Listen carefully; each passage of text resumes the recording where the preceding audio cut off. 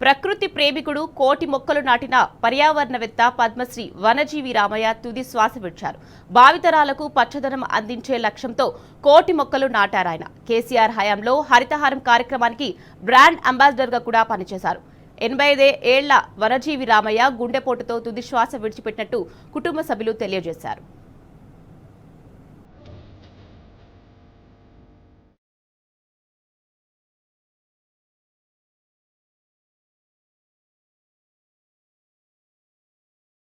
భావితరాలకు పచ్చదనం, స్వచ్ఛమైన గాలి అందించాలనే లక్ష్యంతో జీవితకాలం పనిచేసిన వనజీవి రామయ్య తిరిగిరాని లోకాలకు వెళ్లిపోయారు. చిన్నతనం నుంచి మొక్కలు నాటడం ప్రారంభించిన వనజీవి తుది శ్వాస విడిచే వరకు కోటి మొక్కలు నాటారు.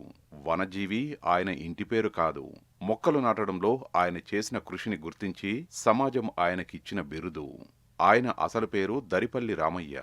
జూలై 1వ తేదీ 1937లో జన్మించారు. ఖమ్మం రూరల్ మండలం రెడ్డిపల్లి ఆయన సొంతూరు. మొక్కలు నాటడమన్నా వాటిని సంరక్షించడమన్నా ఆయనకు అత్యంత ఇష్టం. ఆయన పిల్లలకే కాదు, మనవళ్ళు మనవరాళ్లకు కూడా మొక్కల పేర్లు పెట్టి మురిసిపోయేవారు. వనజీవి రామయ్య పండుగలు, పబ్బాలు, పుట్టినరోజులు, పెళ్లి వేడుకలు సందర్భం ఏదైనా మొక్కలు పెంచడం ఆయన ఏనాడు వీడలేదు.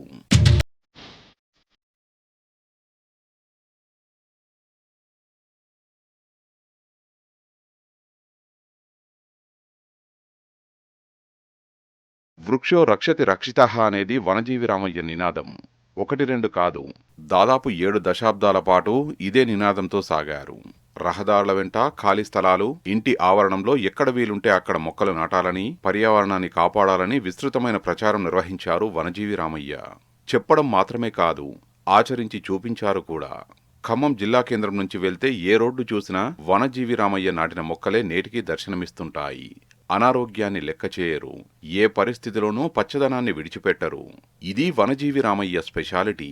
అందుకే తెలంగాణలో పచ్చదనం పెంచేందుకు మొదలుపెట్టిన హరితహారానికి వనజీవి రామయ్యను బ్రాండ్ అంబాసిడర్గా నియమించి గౌరవించింది కేసీఆర్ సర్కార్.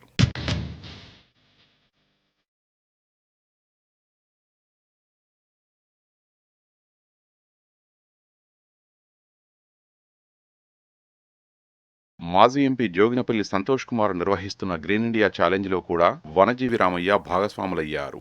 ఆయన మరింత బాధ్యతగా పనిచేశారు తప్ప పచ్చదనం స్ఫూర్తిని వీడలేదు. 87 ఏళ్లు వచ్చినా నేటికీ మొక్కలు నాటుతూనే ఉంటారు.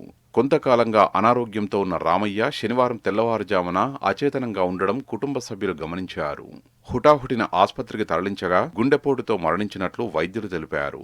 వనజీవి మృతితో రెడ్డిపల్లిలో విషాదం అలుముకుంది.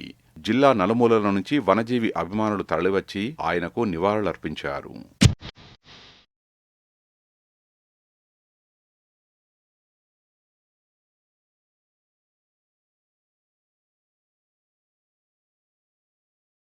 పర్యావరణ పరిరక్షణ కోసం వనజీవి చేసిన కృషి నేటి తరాలకు ఆదర్శంగా నిలిచింది. ఆయన పెంచిన మొక్కలు నేడు మహావృక్షాలై సజీవ సాక్ష్యంగా నిలిచాయి. ఒక్కడిగా పర్యావరణ ఉద్యమాన్ని మొదలుపెట్టిన వనజీవి ఇవాళ కోట్లాది మంది అభిమానుల్ని సంపాదించుకున్నారు. ఎందరో తన బాటలో పయనించేలాగా స్ఫూర్తి ప్రదాత అయ్యారు.